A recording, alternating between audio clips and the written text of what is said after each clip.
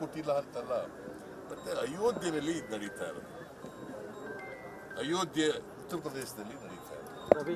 ಅಯೋಧ್ಯೆ ಅಂತಂದ್ರೆ ಅಯೋಧ್ಯೆ ಜಿಲ್ಲೆ ಅದು. ಅಯೋಧ್ಯೆಯಲ್ಲಿ ಶ್ರೀರಾಮನ ಮೂರ್ತಿ ಪ್ರತಿಷ್ಠಾಪನೆ ಆಗಿದೆ. ಸೀತಾದೇವಿ ಪ್ರತಿಷ್ಠಾಪನೆ, ಲಕ್ಷ್ಮಣನ,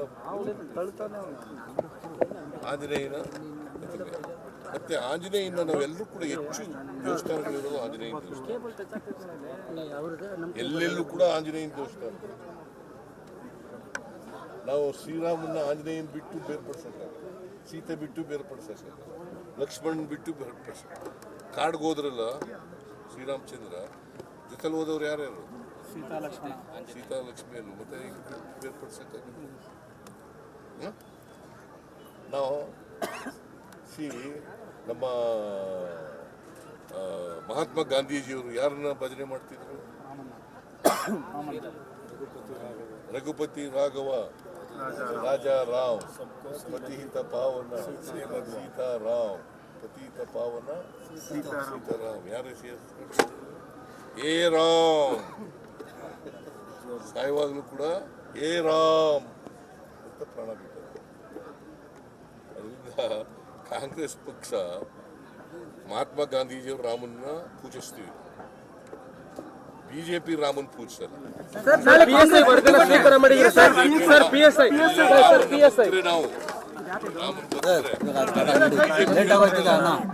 ಆಮೇಲೆ ಎಲ್ಲ ಊಟ ಮಾಡ್ಕೊಂಡು ಬರ್ಬೇಕು, ಎಲ್ಲರೂ ಎಲ್ಲ ಪ್ರಸಾದ ತಗೊಂಡು ಹೋಗ್ಬೇಕು. ನೀವು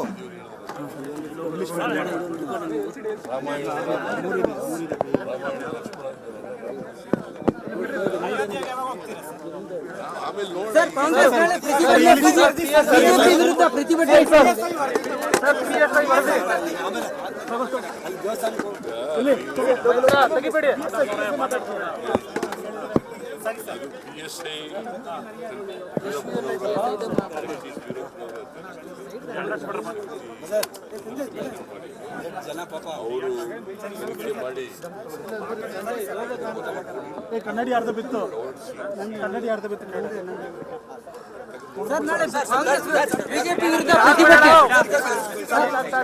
ನಾಳೆ ಪ್ರತಿಭಟನೆ ಮಾಡ್ತಾ ಇದೆ ಸರ್ ಕಾಂಗ್ರೆಸ್ ಬಿಜೆಪಿ ವಿರುದ್ಧ. ರಾಹುಲ್ ಗಾಂಧಿ ಯಾತ್ರೆಗೆ ಅಡ್ಡ ಮಾಡಿರುವ ವಿಚಾರ ಅಸ್ಸಾಮಲ್ಲಿ.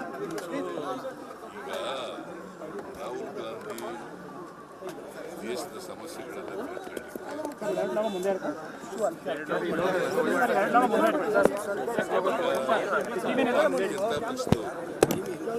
ದೇಶದಿಂದ ಪ್ರತಿಭಟನೆ ಮಾಡಿದ್ರೆ ಏನ್ ಮಾಡಬೇಕು?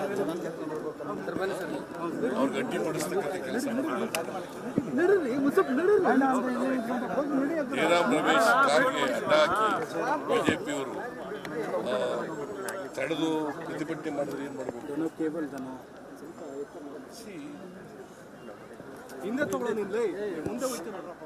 ಎಲ್ರಿಗೂ ಕೂಡ ಈ ದೇಶದ ಎಲ್ಲ ಜನರಿಗೂ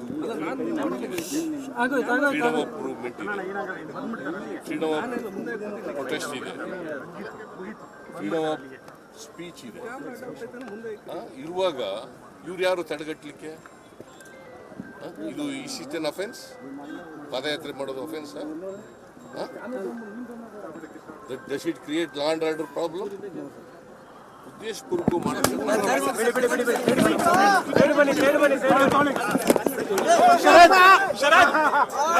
ಇಂಗ್ಲಿಷ್